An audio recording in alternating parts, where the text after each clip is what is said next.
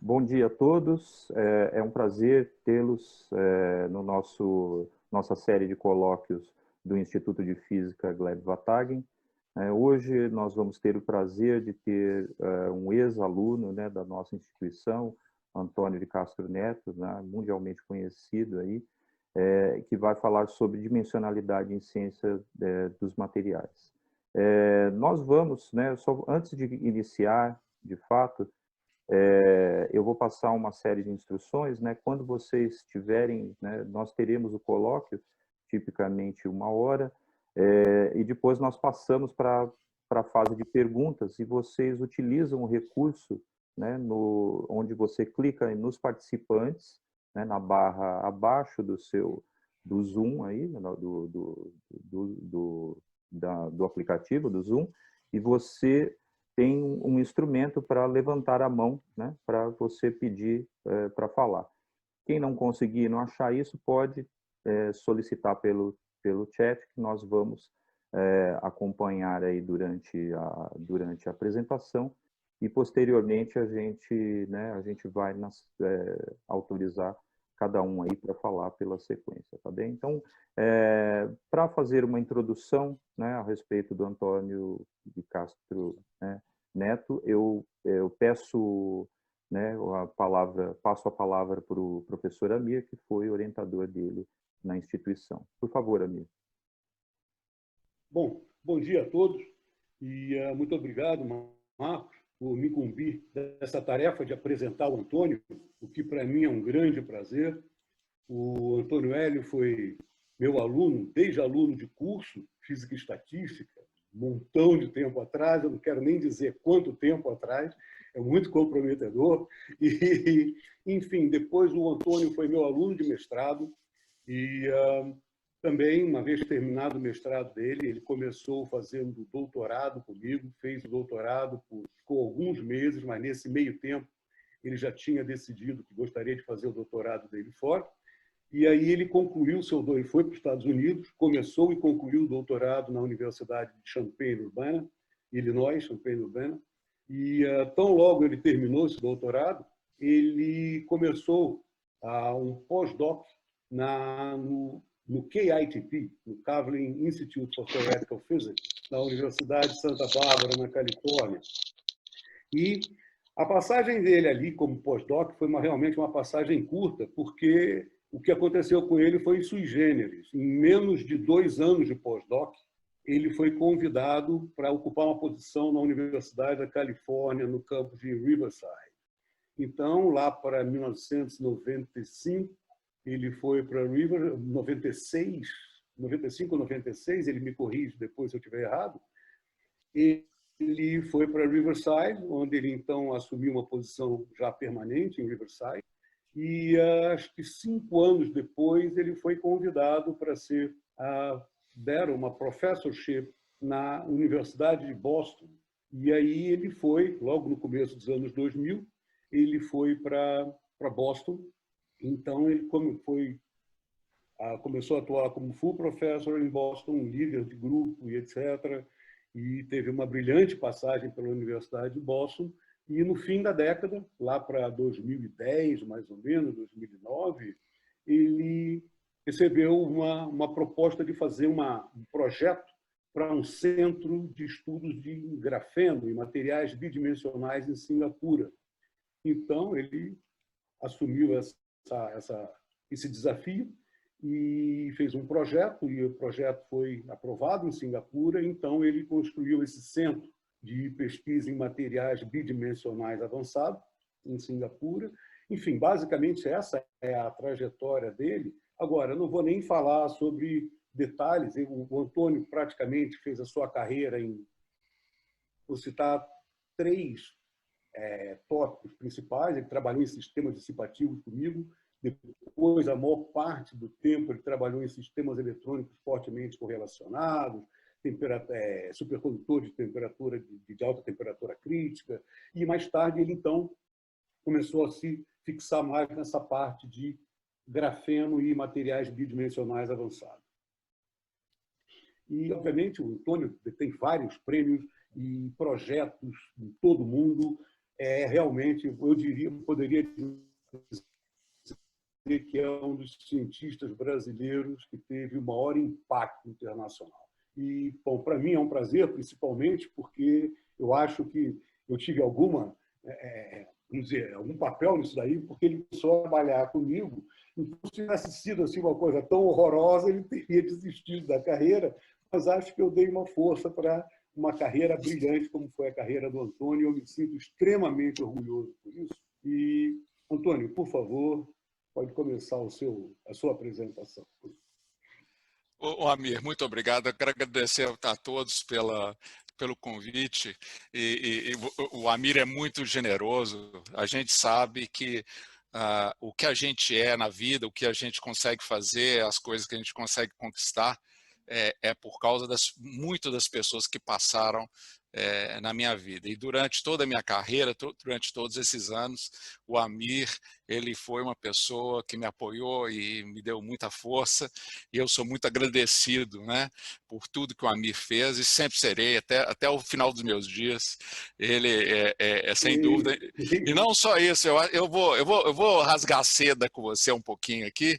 Eu vou dizer que, na realidade, toda a minha ética profissional, como físico teórico e tal, deriva, né, muito da experiência de ter tido um orientador como o Amir. Né? Então, eu acho que se hoje eu sou um profissional bem-sucedido, em grande parte se deve à influência que ele teve na minha carreira, na minha vida, não só como orientador, mas também como amigo e digamos assim, até como uma pessoa que me deu muitos conselhos, né, conselheiro e tal. Então, muito obrigado, Amir, aí fica aí o meu agradecimento público a você por tudo que você fez e me ajudou na vida. Muito obrigado. E eu quero... Chega de rasgação de seda, vamos ao trabalho. Vamos ao trabalho, então. Eu vou primeiro começar falando o seguinte, esse seminário, ele na realidade não é um seminário que foi escrito para especialistas. Na realidade é para dar uma visão mais ampla do problema de dimensionalidade em matéria condensada, em ciência de materiais. Esse que é o objetivo aqui. Então, a ideia é começar desde do princípio, começar desde o princípio, da onde que vem a ideia de dimensionalidade, onde é que a dimensionalidade ela começa a ser importante para entender materiais. E para isso a gente tem que voltar lá nos primórdios da mecânica quântica, justamente lá que tudo começou, né? E a mecânica quântica começou de um problema de estado sólido, de certa forma, que é o problema de entender radiação de corpo negro, né? Então, isso lá no começo do século XX, o espectro, né, de por exemplo, do Sol ou qualquer corpo a uma certa temperatura se desviava muito fortemente, a teoria clássica desviava muito fortemente das medidas experimentais. Né? Então, quando alguma coisa vai contra experimentos, a gente tem que procurar soluções novas. Né? E essas soluções novas são que, na realidade, fazem toda a ciência se mover. Né?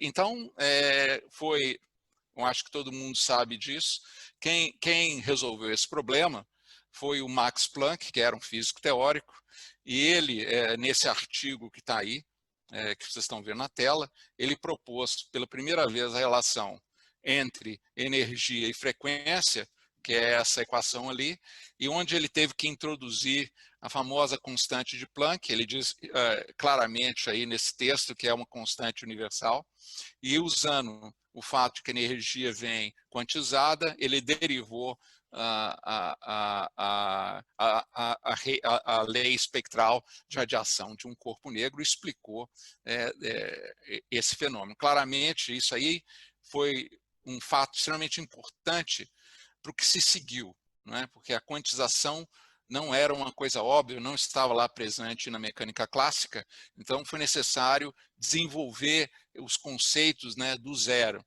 e, ao mesmo tempo, mais ou menos ao mesmo tempo, né, um problema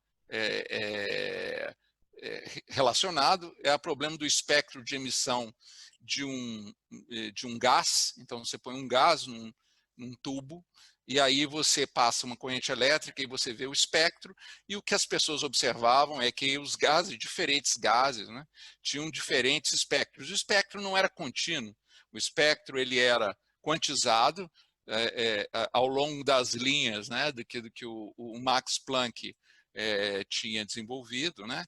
E ficava um mistério de onde que estava vindo, né, essa quantização. Isso é uma coisa que não cabe, não é, na mecânica clássica, né? E a solução, como todos nós sabemos, né, desse problema foi que levou ao desenvolvimento da mecânica quântica, né? A introdução de uma função muito misteriosa, que é a função de onda, né? Que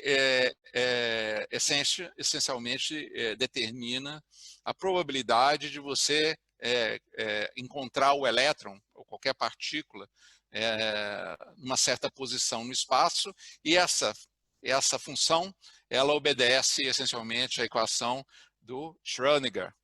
Né? Então, essa equação de Schrödinger é um dos pilares da mecânica quântica. Ela essencialmente relaciona a energia total de um sistema com a energia potencial, com a energia cinética, e o problema todo, então, foi resolver, ainda, esse é o problema essencial da ciência de materiais, é resolver essa equação nas diversas condições que aparecem quando a gente está estudando o material. E uma das primeiras soluções que o Schrödinger obteve foram as linhas espectrais que haviam sido observadas em diversos gases, né? Então, as linhas espectrais estão associadas com os diversos números quânticos, né? Por isso se chama quantização do elétron em torno do átomo. Nesse caso, a solução é do átomo de hidrogênio, que é o átomo mais simples que existe, né? Então, que antigamente, né, antes do Schrödinger, eram chamadas séries espectrais, na realidade vinham de um único fenômeno, que era o processo de quantização do movimento eletrônico em torno do núcleo do átomo, né? E cada função de onda tem a sua geometria, né? E aí é o primeiro lugar onde a geometria aparece, né? Onde dimensionalidade, onde anisotropia, onde o espaço, né, é importante para se entender os materiais. Cada função de onda tem uma simetria diferente, tem uma forma diferente, e isso é o mais importante para a gente entender a dimensionalidade dos materiais, né? Então, quando a gente vai do átomo, né, para a molécula, que é o primeiro passo, né, digamos assim, na direção do sólido, né, a gente tem que entender como é que os elétrons nos átomos eles se comportam. Então, por exemplo, no caso do carbono, que na realidade é o material que eu vou mais discutir aqui hoje, né, a gente tem 6 elétrons, né? O princípio, cada um desses elétrons tem um número quântico associado a spin, né? E devido ao princípio de exclusão de Pauli, esses elétrons não podem ocupar o mesmo número quântico. Significa que toda a solução do átomo de hidrogênio, você só pode colocar 2 elétrons. E no caso do carbono, quando você olha para os níveis de energia, você tem os níveis mais fundos, que são 1s, do primeiro nível, e você tem o próximo nível citado é o nível 2, que tem elétrons com simetria S, que é uma simetria esférica, e orbitais tipo P, que são em formas de halteres, né? Então, o problema da ligação química, né, é essencialmente relacionada com esses elétrons que estão na camada mais externa do átomo, porque o átomo interage com o meio ambiente dele, essencialmente através desses elétrons, né? Então, se você tiver 2 átomos de carbono próximos um do outro, se você pensar isoladamente, né, eles não interagem, são dois objetos neutros, né? Se você trouxer esses dois objetos próximos um do outro, você vai ter uma força, que é a força de Van der Waals, porque eles são neutros, mas você não vai ter uma ligação química forte como a gente observa, né, na química do carbono. Essa ligação forte está, na realidade, relacionada com o fato de que os elétrons eles podem ser divididos entre os átomos por um processo também que só pode ser descrito, que não pode ser descrito pela mecânica clássica, que é o problema do tunelamento quântico. Existe uma barreira de energia que separa os átomos, mas o elétron ele pode tunelar, o que significa que a função de onda do elétron pode sobrepor a função do elétron num outro átomo e isso criar uma ligação química. Essa ligação química é que cria os diferentes formas, né, do carbono. Então, por exemplo, os elétrons podem formar uma ligação tipo sp, que é linear, ou uma em 120 graus, que é a famosa ligação sp2, que é a ligação do grafeno, ou que é trigonal planar, ou então pode ser tetaédrica, bipiramidal, octaedral, etc. Então, e o grande mestre disso aí foi o Linus Pauling, né, que ganhou 2 prêmios Nobel, um de Química e o outro da Paz, pelo trabalho dele em favor do desarmamento nuclear, né, uma pessoa extremamente interessante, que desenvolveu essa ideia, né, do que se chama orbitais hibridizados. Quer dizer, numa ligação química, não é um único orbital que necessariamente faz a ligação. Você pode ter hibridizações entre orbitais de simetria diferente e obter a ligação química. E com isso, essencialmente, agora a gente pode descrever dimensionalidade. Por exemplo, uma ligação tipo sp é naturalmente unidimensional. Uma ligação tipo sp2 é naturalmente bidimensional. Uma ligação tipo sp3 é uma ligação tipicamente tridimensional. A ligação dos átomos de carbono no diamante são sp3, nos átomos de carbono no grafeno são sp2 e em moléculas polímeros você tem ligações também tipo sp. Então tudo isso, né, a dimensionalidade, então você vê, está nascendo, vem lá de trás dos conceitos mais básicos, né, de mecânica quântica. Quando a gente passa disso, né, então a dimensionalidade já começa aqui.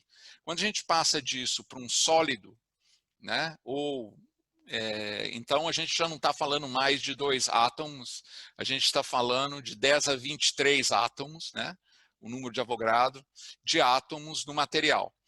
O conceito é exatamente o mesmo. Os átomos são neutros, em princípio, a ligação química entre eles é fraca, mas a mecânica quântica permite, né, que esses átomos interajam através de uma ligação covalente, através dessa hibridização que acontece com os elétrons tunelando de um lado para o outro. Então, na realidade, se você tiver 10 a 23 átomos, se você permitir agora os elétrons, né, tunelarem de um átomo para outro, então você vai ter 10 a 23 repetições, né, desses estados. Você começa com 10 a 23 átomos, cada átomo, digamos, tem um certo número de estados. Se for um estado, você vai ter no final 10 a 23 estados. Né? Esses estados eles são representados agora por um outro número quântico, né, que são as bandas. Né? Então, você agora tem um momento cristalino associado com isso, que tem a ver com o quê? Com o fato de que agora você tem uma simetria cristalina de translação nessa rede, né? E você tem, e um dos conceitos mais importantes, né, em estado sólido é o teorema de Bloch, que demonstra essencialmente o fato de que você pode rotular, né, os elétrons num cristal através desse momento cristalino. e para cada momento cristalino você vai ter um estado, e cada estado você pode ter dois elétrons com spin opostos, né? Então, o conceito essencialmente é o mesmo. Agora, a parte não trivial é calcular essa estrutura de bandas, porque cada material vai ter a sua própria estrutura de bandas, dependendo dos estados que estão associados na hibridização, nessa ligação, nesse tunelamento entre os átomos, né? Então, a diferença entre materiais vem da estrutura de banda. Então, por exemplo, essa é a estrutura de banda para o grafeno, né? Não essa não do grafeno, do carbono em geral, com os estados 1s e 2p. Então, você veja, se eu olhar para cada ponto no espaço de K, que é o momento cristalino aqui, se eu fizer uma ampliação, na realidade, eu vou ver esses estados, cada um deles podendo ter 2 elétrons de spin opostos, né? Cada um deles. E à medida que eu vou colocando mais elétrons, eu vou preenchendo esses estados, né? Até eu completar os 10 a 23 estados que estão ali disponíveis para os elétrons preencherem, né?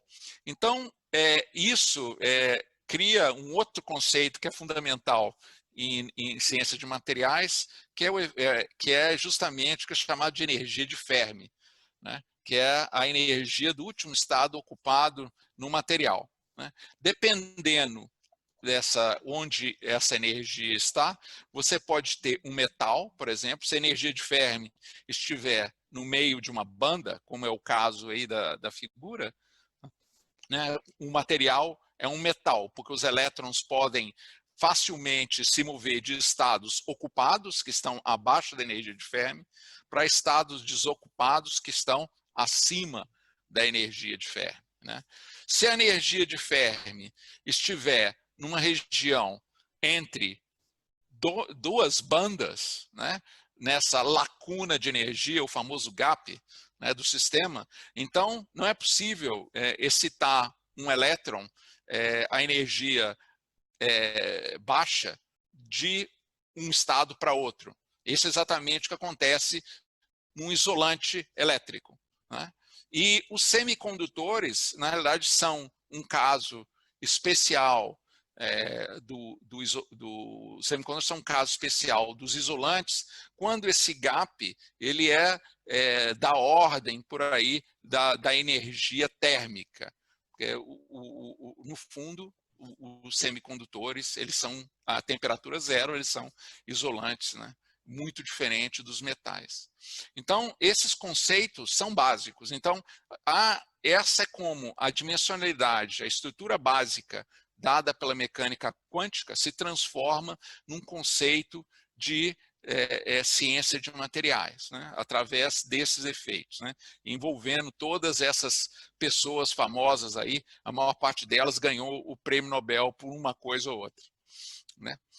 Então, isso essencialmente explica, digamos assim, a diferente dimensionalidade que acontece e a riqueza de estruturas que você pode ter nos materiais. Então, aqui, por exemplo, mostrando materiais que são unidimensionais, bidimensionais, tridimensionais, né? Então, por exemplo, unidimensionais, você tem os nanotubos de carbono, os polímeros. Bidimensionais, hoje em dia existe uma família muito grande, milhares de materiais bidimensionais que existem, que a gente sabe que existem. Na realidade, a gente ainda estudou muito pouco desses materiais. Eu diria que no máximo menos que uma centena desses materiais ainda foram estudados, né? Desde que o grafeno, né, que é o primeiro aqui nessa figura aqui, com essa estrutura, foi descoberto, foi isolado, né? Descoberto não, foi isolado,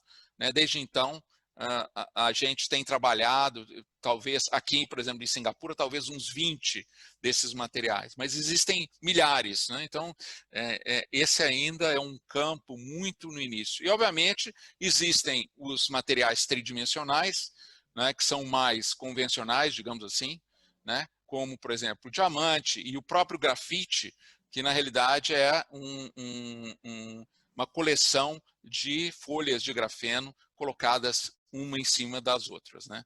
Então, essencialmente, a gente pode entender cada material dessa perspectiva, é a necessidade da mecânica quântica para explicar a dimensionalidade, né? Bom, o que a gente falou até agora, né, essencialmente olha para os elétrons como se eles fossem objetos sem carga. Mas, na realidade, os elétrons, a gente sabe, têm carga, né? Eles interagem, eles repelem uns aos outros, né?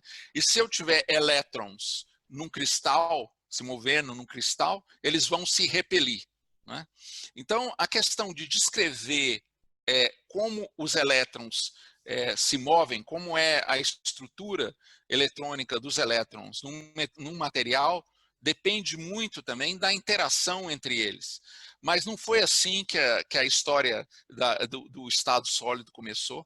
Os primeiros modelos de estado sólido foram essencialmente olhando para os elétrons como partículas livres, se deslocando no espaço sem interagir uma com as outras.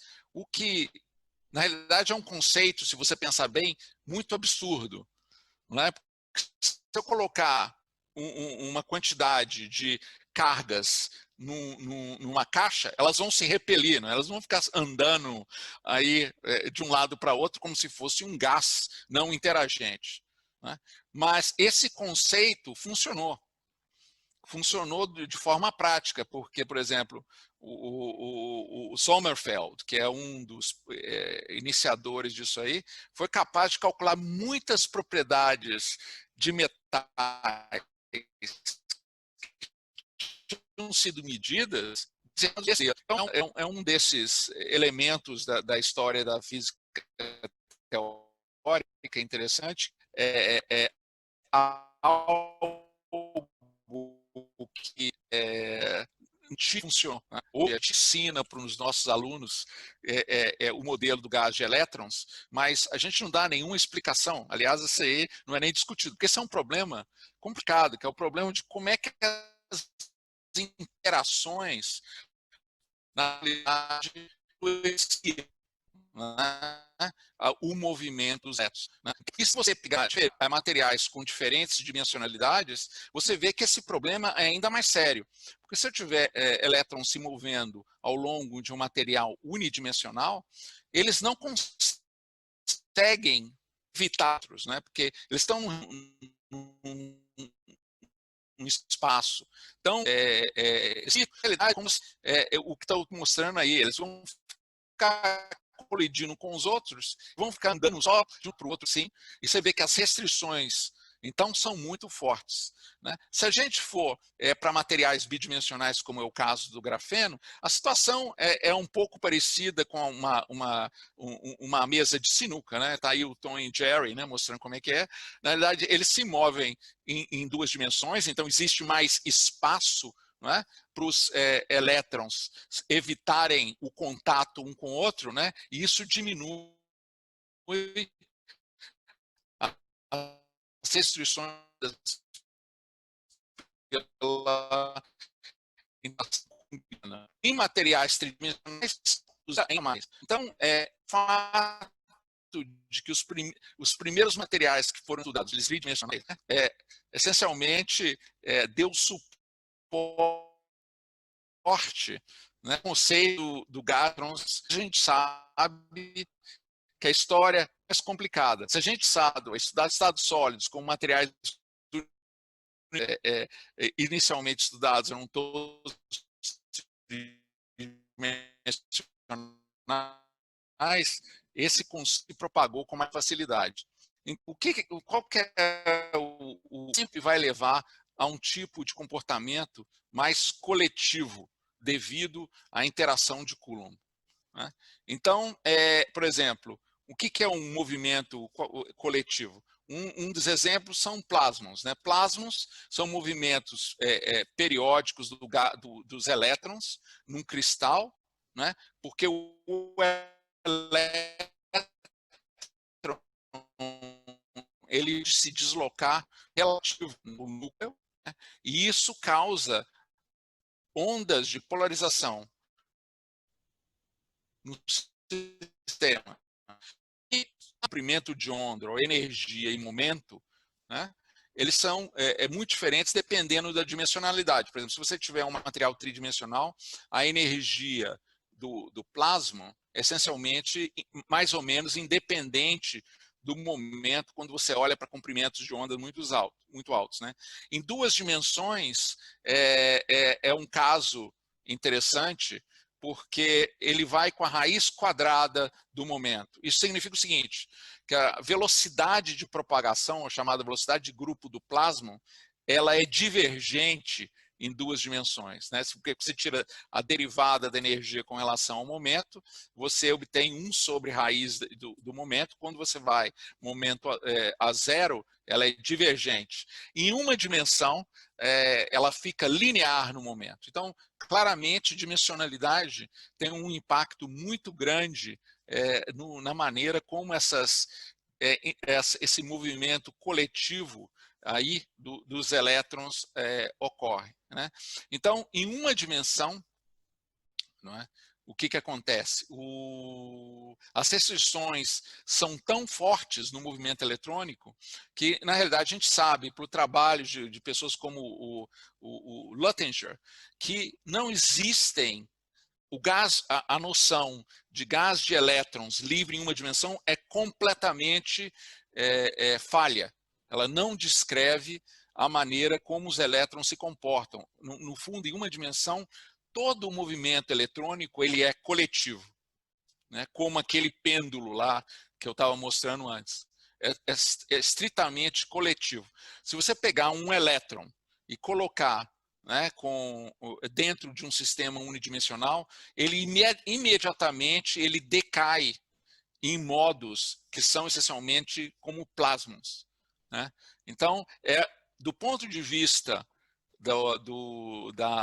digamos assim, histórico, do ponto de vista do gás de elétrons em 3 dimensões, gás de elétrons livres, né, é justamente o oposto, né? Não tem nada a ver, não tem nenhuma relação. Já não, o conceito de elétron ele já não faz nem muito sentido mais.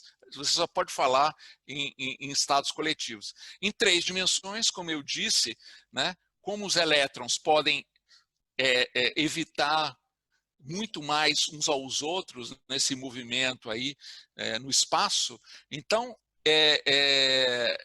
o que acontece? Você ainda consegue descrever os elétrons como partículas livres, mas existem uns outros efeitos, como, por exemplo, a criação do conceito de massa efetiva. Quer dizer, os elétrons eles não se propagam, eles se propagam mais ou menos como elétrons, mas eles não têm a massa do elétron livre, porque quando eles se movem, a inércia é afetada pela presença de todos os outros elétrons que estão ali ao redor, né?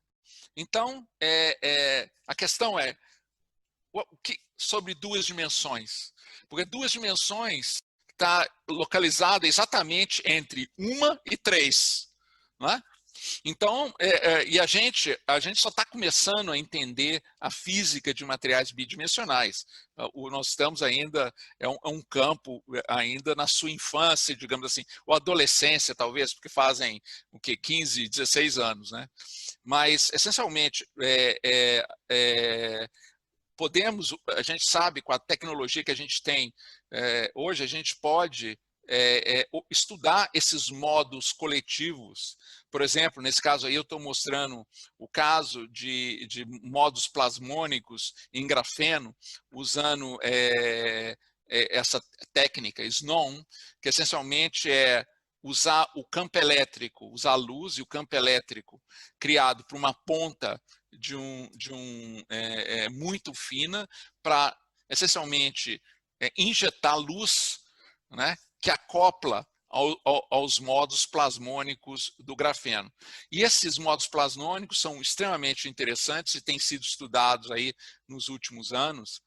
E hoje a gente é capaz, inclusive, de mapear esses modos plasmônicos, esses modos coletivos dos materiais bidimensionais, né? Então, vamos pensar um pouquinho, então, agora, se existe, já que tecnologia, né, é baseada em semicondutores, entender também a diferença entre um semicondutor em 2 dimensões e um semicondutor em 3 dimensões. Hoje, a fronteira, digamos assim, de pesquisa em materiais 2D, ela está exatamente na área de semicondutores, por causa das possibilidades que esses materiais podem trazer para a tecnologia. Do ponto de vista da estrutura de bandas, a história é mais ou menos igual para 2D e 3D. Né? Você tem bandas que estão separadas por um gap de energia. A energia de Fermi ela está entre as duas bandas e a excitação de menor energia que você pode ter é tirar um elétron que está na banda de valência, que é a banda de baixo, e colocar na banda de cima, que é a banda de condução. Isso é a menor energia. A energia que te custa para fazer isso é exatamente o gap de energia do semicondutor. Mas elétrons, né, são carregados. Quando você faz uma excitação desse tipo, você deixa uma lacuna, né, na banda de valência. Por conservação de energia, essa lacuna, né, ela tem, por conservação de carga, essa lacuna tem que ter exatamente a carga oposta à do elétron. Isso se chama o buraco, né, da banda de condução, de valência. Então, esse buraco e esse elétron têm carga elétrica, obviamente, e podem interagir entre si, né? Isso que dá origem aos diversos tipos de excitons que você pode ter no sistema. Então, por exemplo, existem o Wannier exciton, que é um exciton. O que é um exciton? É um mini átomo de hidrogênio, onde o buraco e o elétron, né, estão ligados um ao outro. Então, você pode ter átomos de hidrogênio com raio muito grande, maior que o espaçamento de rede no cristal, isso é chamado exciton de Wannier. E se o exciton for muito pequenininho, se ele for muito ligado à rede, é chamado de exciton de Frankel, né? E esses exitons são importantes por quê? Porque a resposta óptica, né, desses semicondutores, ela é essencialmente influenciada tremendamente pela presença de excitons, né? Então, é uma coisa que, experimentalmente, você pode acessar muito facilmente, né? Até agora, então, dimensionalidade não entrou. A diferença é o seguinte, que um exciton em 3 dimensões, ele vai ter, se ele estiver num estado S, vai ser uma esfera. Um exciton em 2 dimensões, ele vai ser essencialmente um círculo, né? Qual que é a diferença? A grande diferença é, na realidade, a interação de Coulomb. De novo, o problema de que o campo elétrico, né, criado por cargas, né, o campo elétrico, os elétrons, eles estão,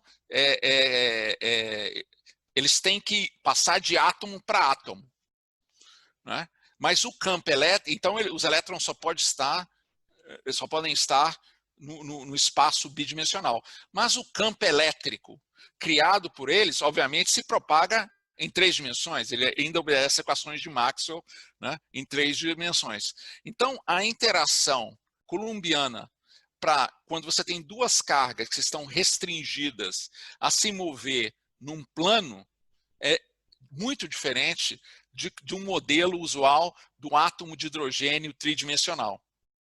né? Então, o que acontece? Quais são as consequências disso? Isso que é interessante a respeito de 2D. E para as pessoas que trabalham com semicondutores, isso também é uma informação interessante. A primeira coisa que acontece é o seguinte: o modelo de massa efetiva falha.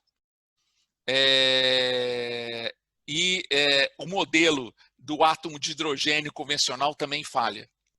Então, a interação de Coulomb fica tão forte que, na realidade, em 2 dimensões, que você tem dificuldade de explicar, por exemplo, a absorção óptica de um material 2D em termos simples de um átomo de hidrogênio. Então, por exemplo, aqui é um exemplo do tipo, aqui é essencialmente assim. Obviamente, o que a gente sabe, a gente tenta aplicar ao que é novo, né? Então, quando as pessoas tentam explicar a absorção de luz para um material bidimensional, eles têm que, na realidade, introduzir uma série de excitações diferentes. Então, aqui você vê, por exemplo, esse aqui é o convencional, você cria um par partícula-buraco, esse par ele forma um exciton, que tem uma certa energia, mas para um material bidimensional, para você ser capaz de descrever o que acontece, você tem que considerar efeitos de ordem mais alta. Por exemplo, um exciton só não funciona, você tem que colocar 2 excitons, que é o chamado bi-exciton. Você tem que colocar o que é chamado de tryon, que é um buraco e 2 elétrons. Você tem que colocar um quinton, que é 2 buracos, 3 elétrons, e assim vai. Se você não colocar todas essas combinações de excitações no sistema, você não consegue descrever o espectro de absorção de um material 2D de maneira apropriada. Então, você vê que quando você tem que inserir múltiplos objetos para descrever alguma coisa, significa que existe um problema intrínseco na maneira como você está descrevendo aquilo. E como é que a gente sabe disso? Porque em uma dimensão é exatamente isso. Em uma dimensão, a gente sabe que a gente tem que usar métodos completamente não convencionais, até considerados exóticos, como, por exemplo, bosonização e coisas do gênero, fraccionalização e coisas do gênero, para descrever o que acontece. Hoje, do ponto de vista teórico, a gente está numa situação similar.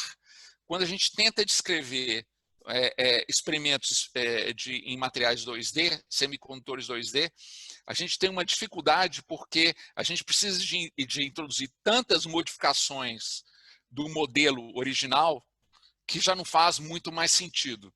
Fazia sentido para materiais tridimensionais porque era simples. Eu pegava e falava, olha, um exciton é um átomo de hidrogênio, eu calculo o espectro e boa, tenho o resultado experimental. Aqui já não é mais assim. Né? E não só isso acontece em semicondutores, mas também, por exemplo, em magnetos. Né? Na verdade, magnetos tridimensionais, eles são muito convencionais, no sentido que, se você pegar um magneto permanente, se você aquecê-lo, né, ele perde a ordem magnética, ele vai de um estado magnético para um estado paramagnético, né, sem ordem magnética, onde os momentos magnéticos se desordenam devido ao aumento de temperatura. Existem vários tipos de ordem magnética, né? O mais convencional é o ferromagneto, onde todos os momentos magnéticos estão alinhados na mesma direção, mas você pode ter, por exemplo, antiferromagnetos, onde os momentos estão opostos uns aos outros, né? Ou coisas mais complicadas também. Esses estados, né, eles têm essas temperaturas características, né? Por exemplo, o ferromagneto tem a temperatura de Curie, né, que é a temperatura de desordenamento, e o antiferromagneto tem a temperatura de Néel. O estado ferromagnético ele é muito mais fácil de acessar, né, porque você cria um momento magnético, então você pode facilmente estudar esse estado. O estado antiferromagnético ele é mais difícil porque ele não tem uma magnetização, né, em si. Então, você tem que usar técnicas diferentes, como espalhamento de nêutrons e coisas do tipo. Mas, de qualquer maneira, num sistema tridimensional, essa ordem ela é estabilizada pelo fato de que um momento magnético tem vários momentos magnéticos ao redor, e isso estabiliza, dá rigidez à ordem magnética, né? Num material unidimensional, que é o caso oposto, de novo, né, existem vários casos de materiais unidimensionais magnéticos, né, polímeros magnéticos, etc. A coisa é completamente diferente. Pelo fato dos átomos não terem vizinhos, só terem dois vizinhos, digamos, né, é muito mais fácil você quebrar a ordem magnética criando domínios. Esses domínios, de um modo geral, eles são excitações topológicas, né, que são solitons, né? Então, de novo, exoticidade, né, que aparece aí devido à baixa dimensionalidade, né? E esses solitons, eles têm propriedades interessantíssimas e não convencionais quando comparadas com os ferromagnetos tridimensionais, né? O caso aqui é que as flutuações térmicas e quânticas, elas são exacerbadas, né, aumentadas quando você reduz a dimensionalidade. Isso aqui são coisas extremamente bem estabelecidas. Os materiais 2D, de novo, eles estão entre esses dois casos, né? Eles têm menos vizinhos que o material 3D, mas tem mais vizinhos que o material 1D. Né? Então, a gente sabe que nesses materiais 3D, esse é um exemplo desses, né? Existem vários tipos de excitações de estruturas,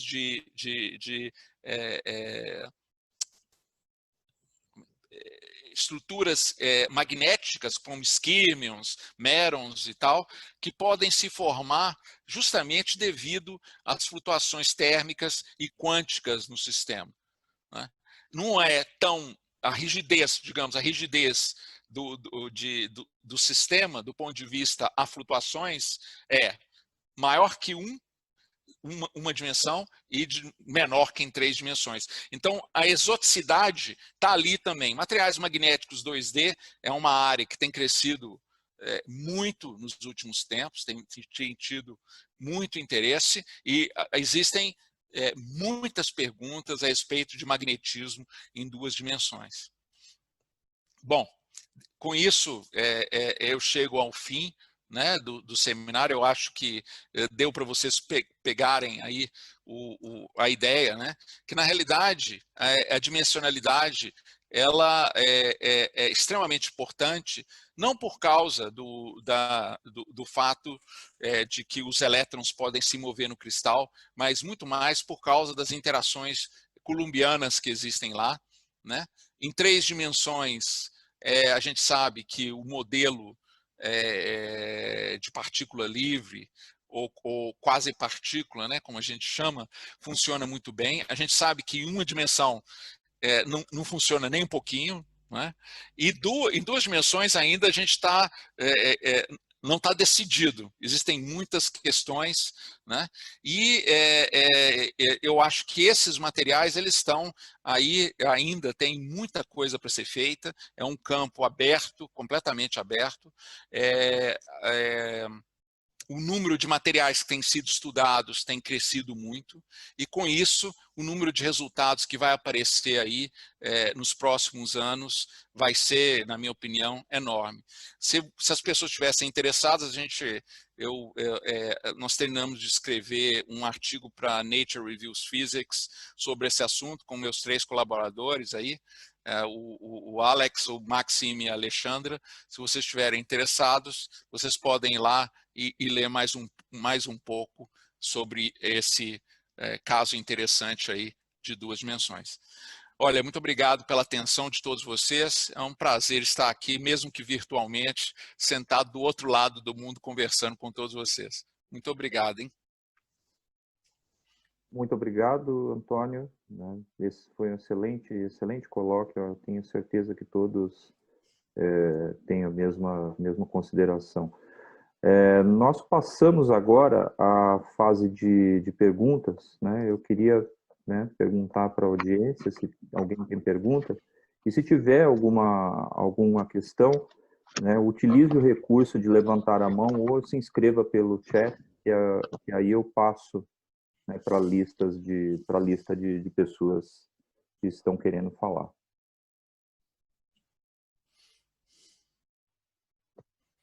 Perguntas, comentários?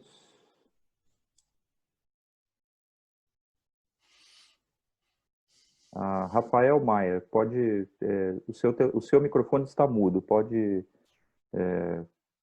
torná-lo ativo e fazer sua pergunta, por favor. Alô, bom dia, Antônio, tudo bem? Tudo bom? Aqui é o Rafael, sou aluno do Raul Freitas, lá no Grupo Embuia. Uhum. E queria perguntar, você teve um momento que você falou que você estava falando daquela parte de skirmions e anti-skirmions e aquelas partículas exóticas, né? E você estava falando que uma das coisas são resultados de flutuação quântica.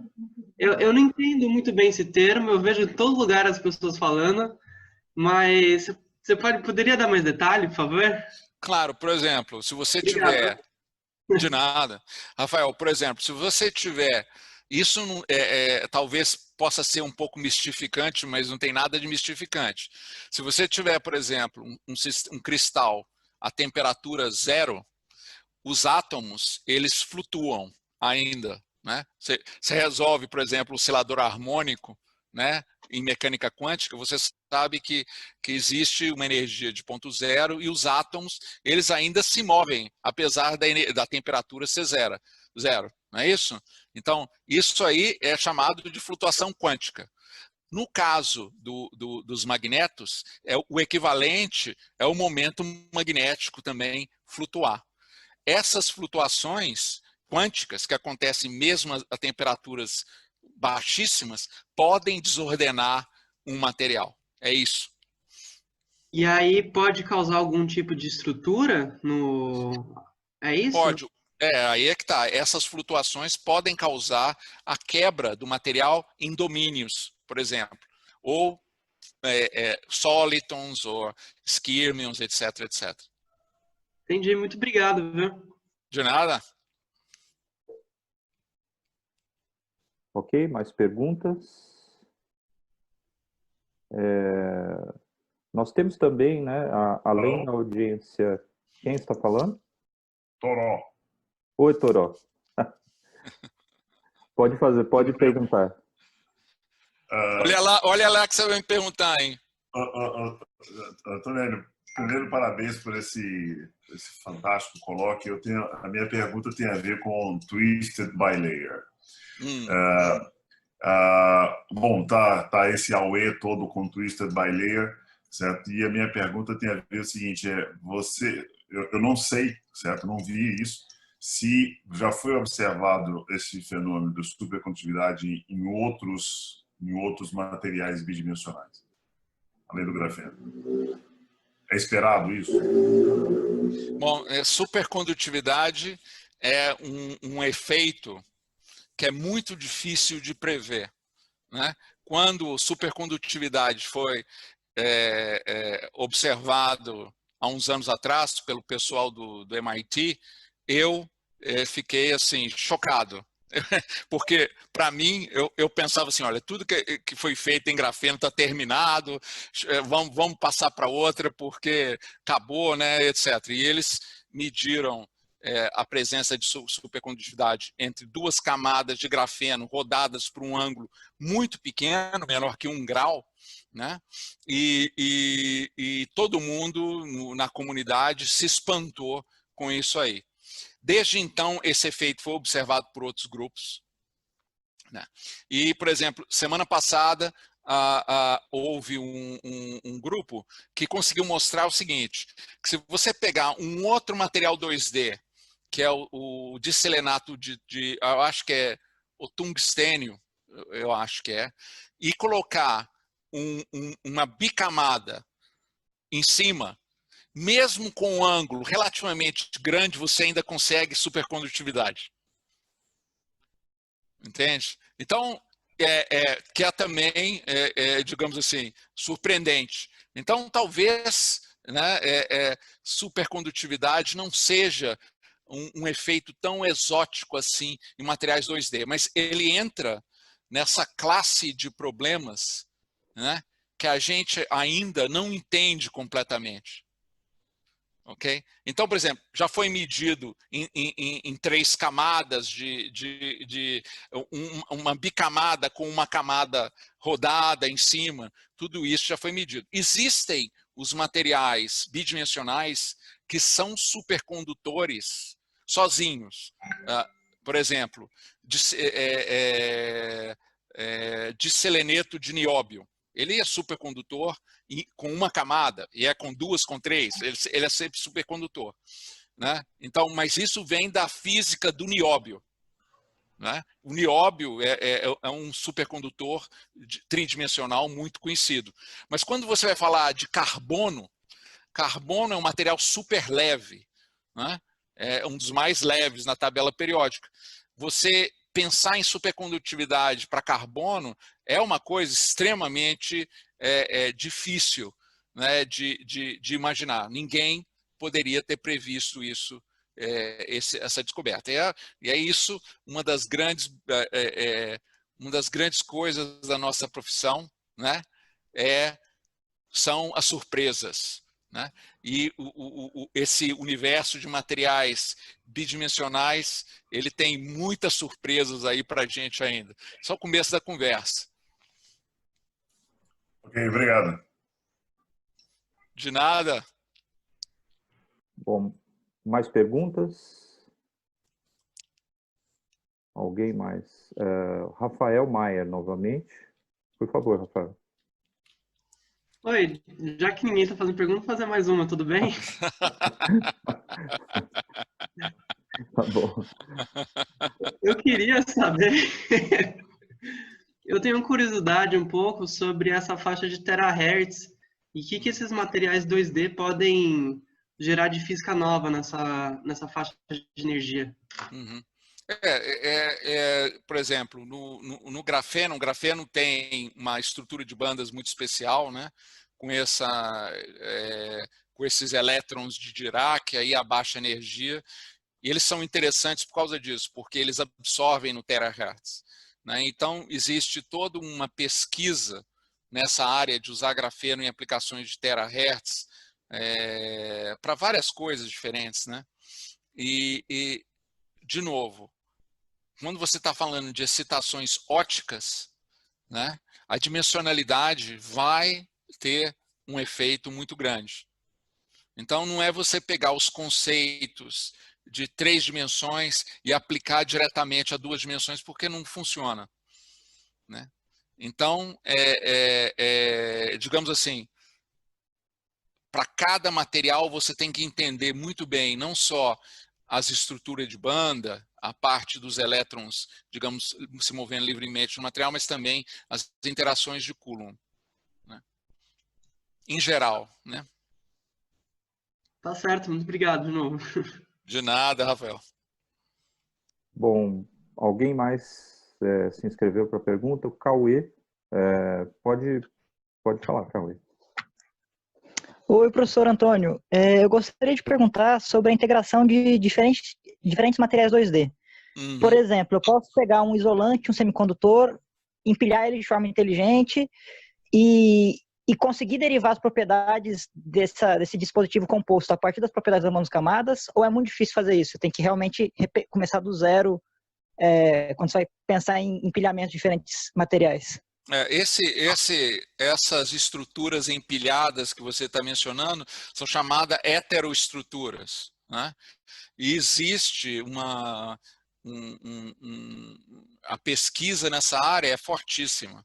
Né? Principalmente porque se você for fazer dispositivos, existe uma necessidade de você trabalhar com isso. Porque você precisa, por exemplo, se você for fazer uma célula fotovoltaica baseada em materiais bidimensionais, né, você vai precisar de um material que vai conduzir a corrente elétrica, você vai precisar de um material que vai produzir os elétrons e os buracos, né, e você vai precisar de isolar esse material do meio ambiente para que ele possa funcionar, né? Isso é possível de fazer, foi feito, já tem alguns anos, né? Você, essencialmente, você pega cada um desses materiais e deposita cada camada atômica um em cima da outra.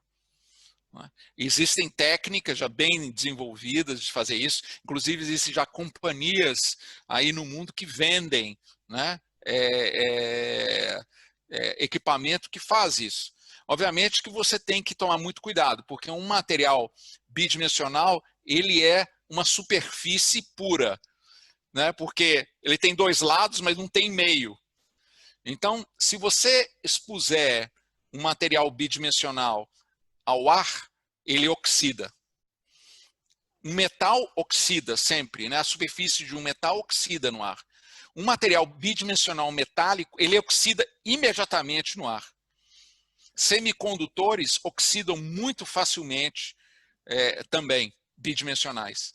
Então, o que acontece? Geralmente, essas coisas têm que ser feitas em atmosferas inertes, né, isoladas do meio ambiente, com máquinas que são capazes de pegar um material bidimensional aqui e colocar em cima do outro. Mas tudo isso tem sido desenvolvido aí nos últimos 16 anos, desde que o grafeno foi isolado pelo Gaiman Novoselov, né? Então, essa é uma das áreas de importância por causa de dispositivos, né? A indústria eletrônica flexível, por exemplo, é uma das indústrias que está mais interessadas nesse tipo de heteroestrutura. Respondi?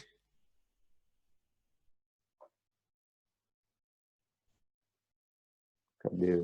Acho que sim, né? Acho que sim. O silêncio significa que concordou. Beleza. O próximo a fazer pergunta é o Carlos Henrique. Por favor, Carlos. Obrigado. Professor, meu nome é Carlos. Primeiramente, obrigado pela disponibilidade em trazer ciência para a gente nessa pandemia, né? Do outro lado do mundo. Isso é muito importante, a gente continuar ativo aqui do outro lado. A minha pergunta era um pouco mais fundamental. O professor falou bastante sobre material 1D, 2D, 3D.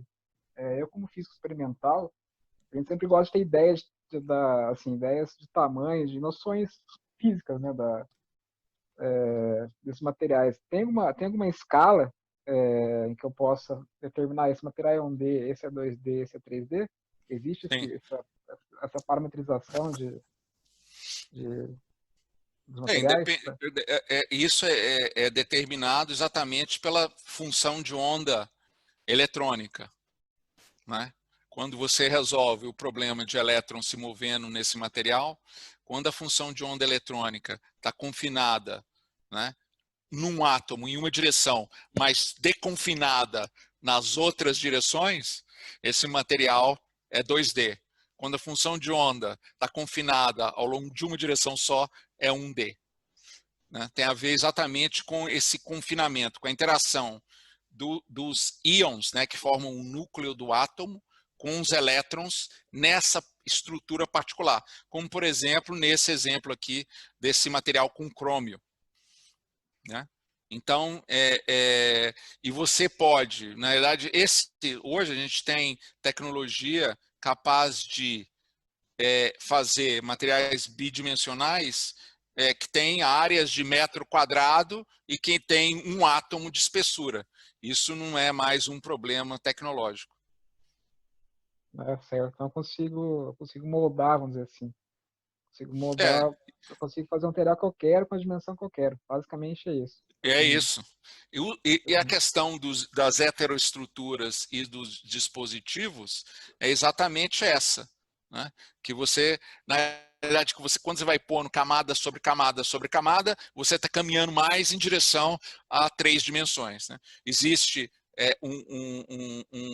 digamos assim, uma transição suave na heteroestrutura de 2 para 3 dimensões. Ah, tá. Então quer dizer que eu tenho regiões limites, vamos dizer assim, né? Tem. Que Você pode transito. botar... depende exatamente de como esses materiais eles dividem os elétrons entre si. Depende de qual é a ligação, né, entre cada material. O caso, o Toró estava perguntando daí do problema da bicamada, é exatamente esse é o problema. Aliás, essa é uma questão até interessante, só de curiosidade. Se você olhar o livro do Linus Pauling, né, que é a Bíblia da ligação covalente, né, The Nature of Chemical Bond, ele descreve o grafite como sendo camadas de grafeno que interagem por forças de Van der Waals.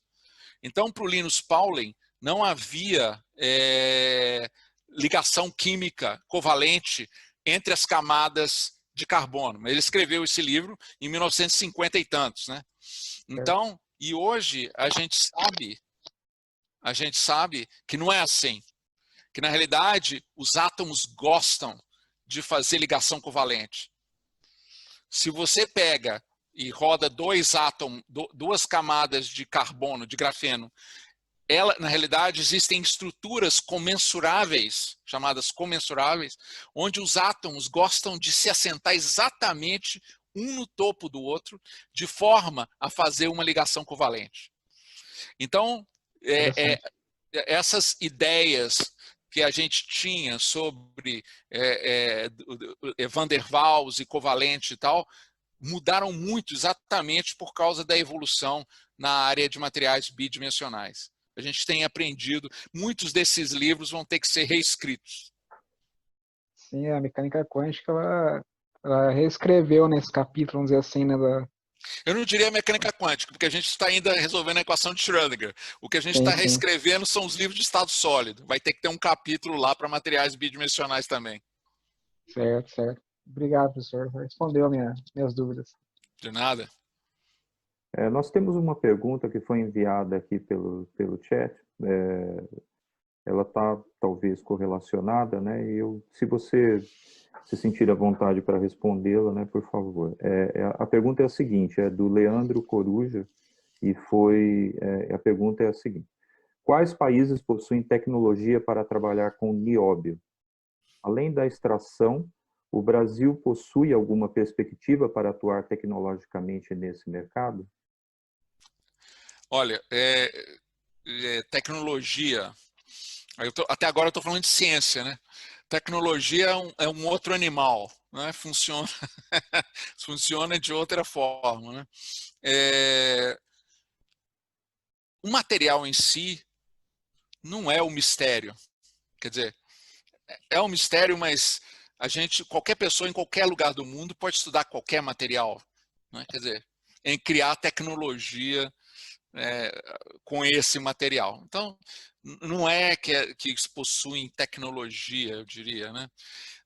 Obviamente, a gente sabe que o Brasil tem reservas enormes de nióbio lá em Araxá, no Triângulo Mineiro, né?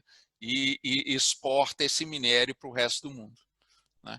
É um dos grandes tesouros do Brasil que o Brasil tem. Então, o nióbio, ele é especial nesse sentido que é um material naturalmente supercondutor e tem propriedades eletrônicas muito particulares deles, né? Mas em termos de desenvolvimento de tecnologia com nióbio, eu acho que na área de dispositivos ainda tem pouco. A grande aplicação do nióbio, é claro, na indústria siderúrgica, né? Ele é usado para aumentar o grão do aço, né? Na nucleação de grãos de aço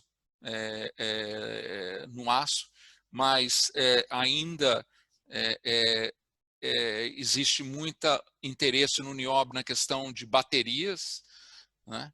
com relação à substituição ao cobalto, por exemplo, porque o cobalto é um material que tem problemas sérios, né? A maior parte do cobalto é extraído na África e tem as questões sociais que lá o cobalto tem sido extraído por crianças e etc. E as coisas ambientais, né, que acontecem. Então, eu diria assim, todo material tem o seu próprio potencial e tem sua própria aplicação. Você só tem que achar qual é a aplicação certa. Respondi? Ao Leandro? Espero que sim. Sim, eu acredito que sim. Isso. Ele respondeu aqui, parabéns, muito obrigado e parabéns pela excelente apresentação. Bom, de nada. Foi um prazer. Eu não vejo mais mãos levantadas perguntando com respeito à pergunta. No Facebook nós não tivemos nenhuma... Ah, tem alguém... A apresentação foi claríssima, né? Não houveram perguntas. Tem uma pergunta do Eliel, eu vou lê-la. Gostaria de fazer uma pergunta. Como se dão as ligações nesses materiais com twist? Existe uma deformação dos átomos para formar ligações sp3 ou ela fica híbrida? Híbrida entre sp2 e sp3. Toda ligação, nenhuma ligação química no material ela é pura de um jeito ou de outro, né? O átomo em si não deforma.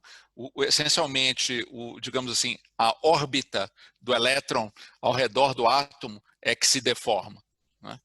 Então, e cada material tem a sua complexidade. Em cada material, a ligação química pode depender de vários orbitais, não necessariamente de um orbital só, né? Então, cada material tem a sua complexidade e tem que ser estudado individualmente, né? E é isso que a gente tradicionalmente faz quando a gente faz teoria em materiais. Bom, mais perguntas por fim? Se não, eu gostaria de agradecer enormemente ao Antônio, em nome do Instituto de Física Gleb Vatagen. Eu quero dizer que o colóquio foi excelente e foi um sucesso aí de audiência. Nós tivemos em torno de 110 participantes aqui diretamente pelo Zoom e mais em torno de 60 acompanhando pelo Facebook. Tá? Então, muito obrigado. Realmente Maravilha. Foi uma gentileza enorme, né, ter aceito, né, participar.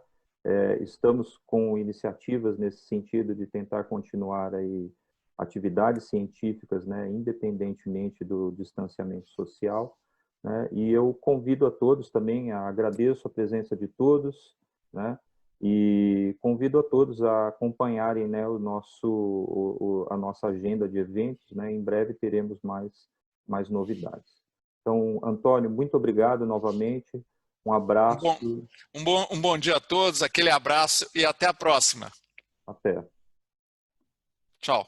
Obrigado, Antônio. Abraço. Até mais. Tchau.